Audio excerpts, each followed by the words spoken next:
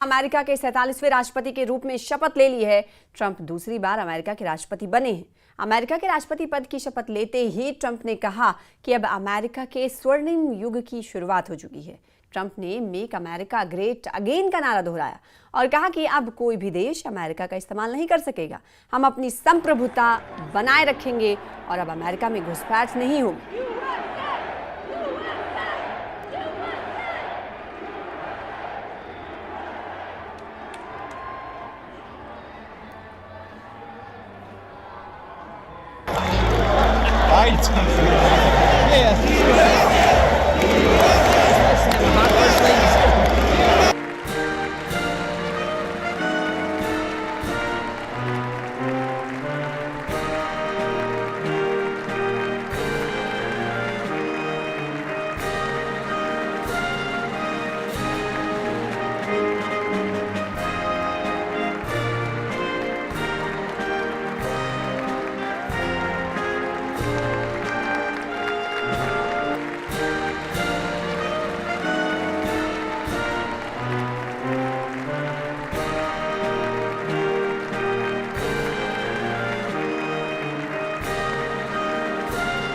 ऐसा ट्रंप ने कहा जब उन्होंने राष्ट्रपति पद की शपथ ली और शपथ लेने के बाद का आज पहला दिन है और शपथ लेने के बाद कई फैसले भी उनकी तरफ से लिए गए हैं। ताबड़तोड़ फैसले लिए गए हैं जिसमें रोहिंग्याओं से जुड़ा हुआ फैसला है।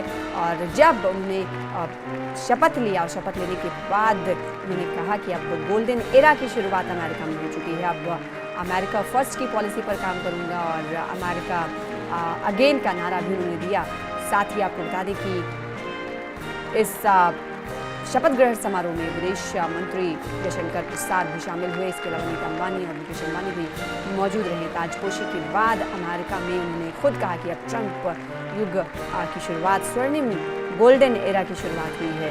और साथ ही साथ उन्होंने इस बात को दोहराया कि अब Trump make America great again का नारा दोहराते उन्होंने कहा कि अब कोई भी देश अमेरिका को इस्तेमाल नहीं कर सकेगा। हम अपनी संप्रभुता बनाए रखेंगे। अमेरिका फर्स्ट का नारा यहाँ से उन्होंने दोहराया।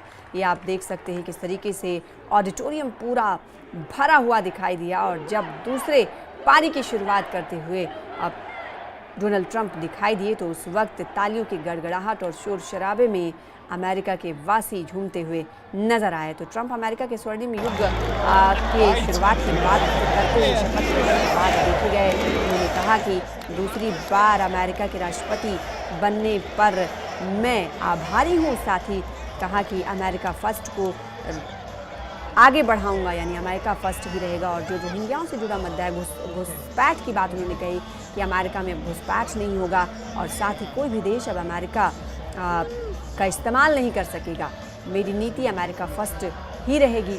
अमेरिका का स्वर्णिम दौर शुरू हो चुका है। और उसके बाद जब उन्होंने शपथ ले लिया, उसका पहला दिन है आज, तो अगर फैसलों की बात करें तो कई फैसले ताबड़तोड़ ट्रंप के जरिए लिए गए। The golden age of America begins right now.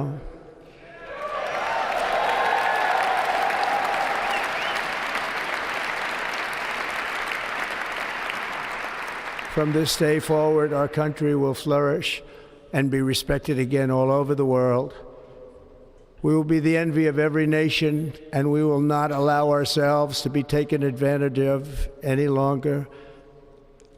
During every single day of the Trump administration, I will very simply put America first.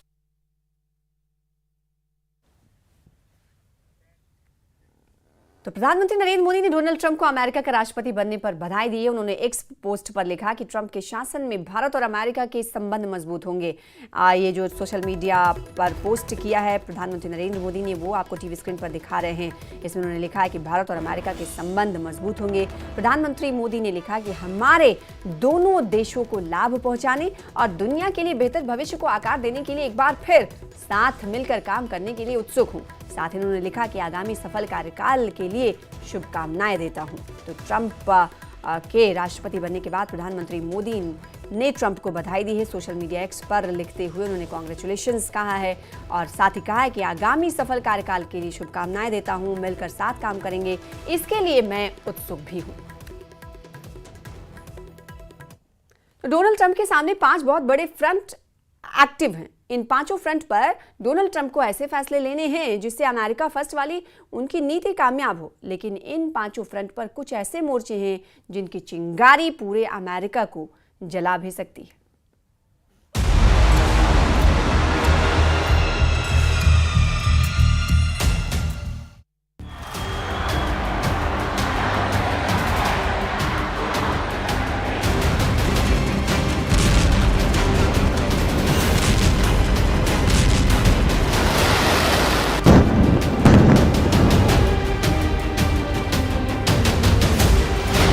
Donald Trump की शपथ क्या खून से लथपथ यूक्रेन में युद्ध रोक पाएगी?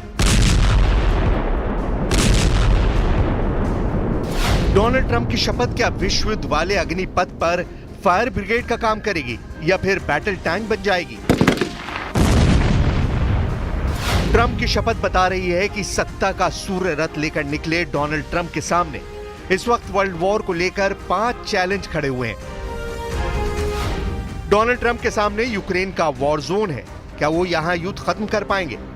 डोनाल्ड ट्रंप के सामने ईरान और इजराइल की टक्कर है, क्या यहां ट्रंप डील मेकर बन पाएंगे? डोनाल्ड ट्रंप के सामने लाल सागर में हूती का कर्फ्यू है, क्या यहां ट्रंप का गुस्सा काम आएगा या खेल बिगाड़ेगा? डोनाल्ड ट्रंप के सामने किम जोंग उन है, क्या वो जापान और दक्षिण कोरिया को उत्तर कोरिया की मिसाइल से बचा पाएंगे? ट्रंप के सामने शी जिनपिंग का विजय रथ है, क्या चीन को काबू कर पाएंगे डोनाल्ड ट्रंप? शपथ से एक दिन पहले डोनाल्ड ट्रंप ने बड़ी कसम खाई है। आर्लिंगटन नेशनल सिमेट्री यानी वो जगह जिसे tomb of the unknown soldier कहा जाता है, वहां शहीद सैनिकों को श्रद्धांजलि देने पहुंचे डोनाल्ड ट्रंप जब सीढ़ियों से उतर रहे थे तो उनके जहन में यूक्रेन, गाजा, ईरान, यमन, उत्तर कोरिया और चीन चल रहा था। ये वो जगह है जहां पर अफगानिस्तान और इराक में मारे गए अमेरिकी सैनिक दफन है और यहां डोनाल्ड ट्रंप का आना बड़ा मैसेज है। ऐसा इसलिए क्योंकि 2025 बहुत बड़े युद्ध का साल कहा जा रहा है, क्योंकि हालात ऐसे तैयार हो चुके हैं जिसमें अगर यूक्रेन और गाजा की जंग का हल निकल भी गया तो दुनिया में ऐसे वॉर जोन तैयार हो चुके हैं जिससे निपटना अमेरिका के लिए आसान नहीं होगा। और इस बार इजराइल और यूक्रेन से ज्यादा खुद अमेरिका टारगेट पर आ जाएगा। 16 दिसंबर 2024 को ट्रंप ने पुतिन से बातचीत पर क्या कहा था, बहुत गौर से देखिए। We'll be talking to President Putin and we'll be talking to the representatives, Zelensky and representatives from Ukraine. We got to stop it. It's carnage. Donald Trump ने कहा कि युद्ध बंद कराएंगे और ये उनके नए कार्यकाल का सबसे बड़ा एजेंडा है। हजारों लाखों जान जाने के बाद जब यूक्रेन और रूस की टक्कर खतरनाक होती जा रही है, तब ट्रंप का वादा देखकर पुतिन ने भी जवाब दिया। 19 दिसंबर 2024 को पुतिन ने क्या कहा वो भी देखिए। Что мы можем предложить, или я могу предложить президенту, вновь избранному президенту Трампу, когда мы с ним встретимся? Ну, во-первых, я не знаю, когда мы с ним встретимся, да, потому что он об этом ничего не говорит. Я с ним вообще не разговаривал более 4 лет, и я готов к этому, конечно, в любое время. И डोनाल्ड ट्रंप अमेरिका फर्स्ट की नीति की बात करते हैं और खुद को युद्ध खत्म करने वाले सबसे बड़े लीडर के तौर पर पेश करते आए हैं। ये उस वक्त की तस्वीरें हैं जब हमास और इजराइल के बीच सीज फायर के बाद इजरायली बंधकों और फिलिस्तीनी कैदियों को रिहा करने और अदला बदली का काम शुरू हुआ। 7 अक्टूबर 2023 को शुरू हुआ गाजा और इजराइल का युद्ध अब खत्म हो चुका है और अब दोनों तरफ से डील की शर्तों को पूरा किया जा रहा है। गाजा जैसी खुशी की तस्वीरें इजराइल में भी देखी गईं। हमास के कब्जे से इजरायली बंधकों की रिहाई की खबर फैली तो उन लोगों के रिश्तेदार खुशी मनाने लगे जो पिछले 15 महीनों से गाजा की सुरंगों में बंधक बनाए गए। अब इन लोगों को डील के हिसाब से रिहा किया जा रहा है।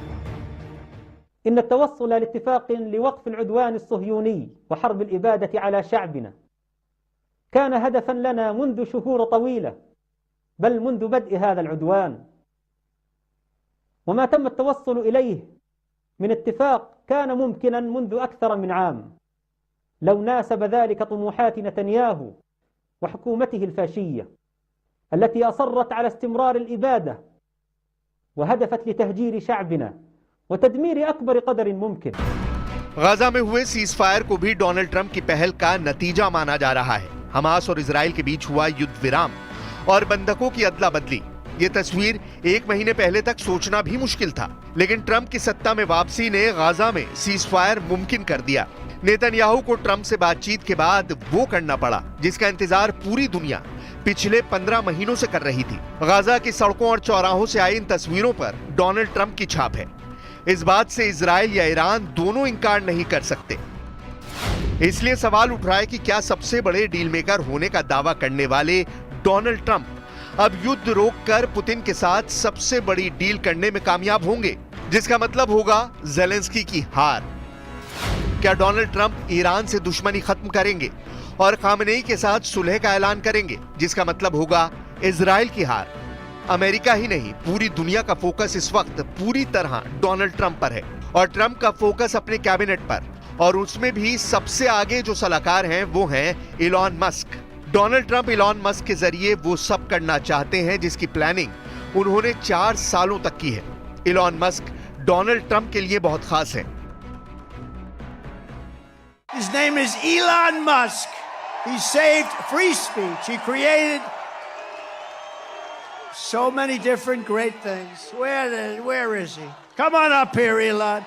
He created the first major American car company in generations, and his rocket company is the only reason we can now send American astronauts into space. Come here. Take over, Elon. Yes, take over.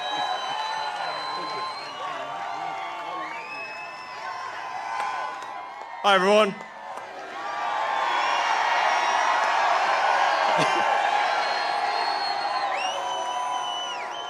As you can see, I'm not just MAGA, I'm dark MAGA. नवंबर 2024 में Elon Musk को लेकर एक बहुत बड़ी खबर उड़ी। खबर यह कि डोनाल्ड ट्रंप ने इलॉन मस्क को ईरान को लेकर बड़ी जिम्मेदारी दी है। न्यूयॉर्क टाइम्स ने छापा कि इलॉन मस्क ईरान के संयुक्त राष्ट्र के राजदूत अमीर सईद इरावनी से मिले हैं और इस मीटिंग में दोनों के बीच ईरान और अमेरिका के तनाव को कम करने पर बात हुई है। यह मीटिंग 1 घंटे से ज्यादा चली। मीटिंग न्यूयॉर्क में कहां हुई ये नहीं बताया गया, यानी लोकेशन सीक्रेट रखी गई। ट्रंप के मीडिया ऑफिस ने कहा कि हम निजी मीटिंग्स पर टिप्पणी नहीं करेंगे। इलॉन मस्क ने भी ऐसी मीटिंग पर हुए सवाल का जवाब नहीं दिया। लेकिन इस खबर से बहुत सी अटकलों की शुरुआत हो गई। तेहरान से लेकर तेल अवीव तक बहुत हलचल हुई। इसी खबर को लेकर सवाल उठने लगे कि क्या आगे डोनाल्ड ट्रंप और ईरान के सुप्रीम लीडर अली खामनेई की मीटिंग हो सकती है? क्या इलॉन मस्क और यूएन में ईरान के राजदूत की मीटिंग ट्रंप और खामनेई की मुलाकात की तरफ पहला कदम है? ठीक उसी तरह जैसे डोनाल्ड ट्रंप ने उत्तर कोरिया के लीडर किम जोंग उन से मुलाकात की थी। क्या इसी मीटिंग की तरह डोनाल्ड ट्रंप और अली खामनेई के बीच मुलाकात हो सकती है? 12 जून 2018 वो तारीख थी जब डोनाल्ड ट्रंप सिंगापुर में उत्तर कोरिया के लीडर किम जोंग उन से मिले थे। उत्तर कोरिया के लगातार मिसाइल हमलों वाले उकसावे के बीच अमेरिका और उत्तर कोरिया के बीच इस मुलाकात से वो बर्फ पिघली थी जो दशकों से वॉशिंगटन डीसी और प्योंगयांग के बीच जमी हुई थी। 1 साल बाद 30 जून 2019 को डोनाल्ड ट्रंप फिर किम जोंग उन के साथ उत्तर कोरिया और दक्षिण कोरिया के बॉर्डर पर मिले। इस मुलाकात ने भी साबित किया कि अमेरिका और उत्तर कोरिया के बीच हालात बेहतर हो सकते हैं और दुनिया ने ऐसा होता हुआ देखा भी। अब सवाल है कि क्या जिस तरह डोनाल्ड ट्रंप और किम जोंग उन के हाथ मिले, क्या उसी तरह ट्रंप और खामनेई के हाथ एक दूसरे की तरफ बढ़ सकते हैं और दोनों हाथ मिला सकते हैं? इन दोनों तस्वीरों की तुलना कीजिए और समझिए कि क्या 2018 और 2019 में जो दुनिया ने देखा, क्या 2025 में वैसा मुमकिन है? क्योंकि डिप्लोमेसी वाली डील बहुत सी दुश्मनी खत्म कर सकती है, ऐसा दुनिया पहले भी देख चुकी है। पश्चिम एशिया ऐसा वॉर जोन है जहां हमास और इजराइल ही एक दूसरे के दुश्मन नहीं, टक्कर बहुत ज्यादा है। इन्हीं में से एक मशहूर टकराव ईरान और सऊदी अरब का रहा है, लेकिन अब इनके रिश्ते सुधर चुके हैं। हालांकि इस केस में पीस मेकर का तमगा चीन के नाम गया था। वहीं ट्रंप के पहले कार्यकाल में इजराइल और अरब देशों के बीच अब्राहम एकॉर्ड्स हो चुके हैं। इसलिए ट्रंप की डील ईरान और अमेरिका के बीच भी कुछ सकारात्मक कर सकती है। लेकिन क्या ईरान ट्रंप पर पूरी तरह यकीन करेगा? क्योंकि अमेरिका को तो ईरान शैतान की हुकूमत कहता आया है। अगर 2025 में ईरान और अमेरिका के बीच कोई डील होती है तो ईरान चाहेगा कि उस पर लगे सभी प्रतिबंध हटें और परमाणु ऊर्जा कार्यक्रम को शांति से आगे बढ़ाने के लिए ईरान की सभी रुकावट दूर हो। लेकिन ट्रंप की ऐसी कोई भी गारंटी इजराइल को भड़का देगी जिसने ईरान के परमाणु ठिकानों को अपने टारगेट पर लिया हुआ है। इसमें कोई शक नहीं कि परमाणु टारगेट्स पर हमले की बात ईरान से ज्यादा अमेरिका के लिए बड़ी फिक्र की बात है। उसे खतरा है कि ऐसे हमले पूरी दुनिया को विश्व युद्ध में झोंक सकते हैं, क्योंकि जब ईरान वापस पलटवार करेगा तो उसने इजराइल को पूरी तरह तबाह करने की बात कही है। ऐसे में क्या ये युद्ध परमाणु टकराव की तरफ बढ़ सकता है? इसकी चिंता पूरी दुनिया में फैल चुकी है। डोनाल्ड ट्रंप के राज में क्या दुनिया परमाणु युद्ध की गवाह बनेगी? यह सवाल बहुत बड़ा तनाव दे रहा है। कोई शक नहीं कि परमाणु बम को लेकर ईरान वाला खतरा इजराइल और अमेरिका का डर वाला मीटर रेड लेवल पर ले गया है। ट्रंप भी युद्ध खत्म करने के वादे के साथ सत्ता में लौटे हैं। ऐसे में इस कांटे पर इतना प्रेशर है कि यह कभी भी वर्ल्ड वॉर बनकर टूट सकता है। यही वजह है कि डोनाल्ड ट्रंप शुरू से खुद को सबसे बड़ा डील मेकर कहते आए हैं और यूक्रेन के साथ वो इजराइल को लेकर भी डील कर सकते हैं। ये बात उनके दुश्मन से ज्यादा उनके समर्थक या कहें कि उनके दोस्त जानते हैं। अगर दुनिया के सामने ये तस्वीर सच साबित हुई और 2025 में ये मुमकिन हुआ कि डोनाल्ड ट्रंप और ईरान के सुप्रीम लीडर अली खामनेई की मीटिंग हुई, तो दुनिया में बहुत बड़ा उलटफेर हो सकता है। 2018 और 2019 में ट्रंप और किम जोंग उन की मुलाकात हुई, लेकिन फिर अमेरिका में बाइडेन सरकार आ गई। इस बार ट्रंप के पास पूरे 4 साल हैं। क्या वो ईरान और अमेरिका के बीच डील ऑफ द सेंचुरी कर पाएंगे? ये बड़ा सवाल है। वैसे ईरान कहीं से भी बैकफुट पर नहीं है। इससे पहले वो इजराइल पर 13 अप्रैल को और फिर 1 अक्टूबर पर किए हमले में दिखा चुका है कि उसके पास ऐसी मिसाइल हैं जो लॉन्च होने के बाद 400 सेकंड के अंदर इजराइल पर जाकर तबाही मचा सकती हैं।